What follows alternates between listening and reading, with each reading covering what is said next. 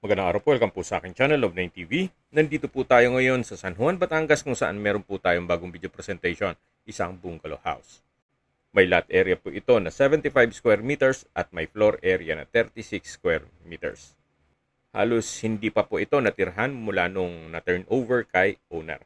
Karamihan po sa mga ganitong unit dito sa subdivision ay ginagawang staycation business. Gawa ng napakalapit lang po nito sa mga beach resort dito sa La Ia, Batangas. Pag fully furnished po, ang overnight rate ay 4,000 pesos. As is where is po ito binebenta ni owner. Kaya what you see is what you get. Kaya please manage your expectation. Binebenta po ito sa halagang 2.5 million pesos. Kung may mga katanungan po kayo, tawag lang po kayo sa aking numero. Ang full video po ay mapapanood nyo sa aking YouTube channel.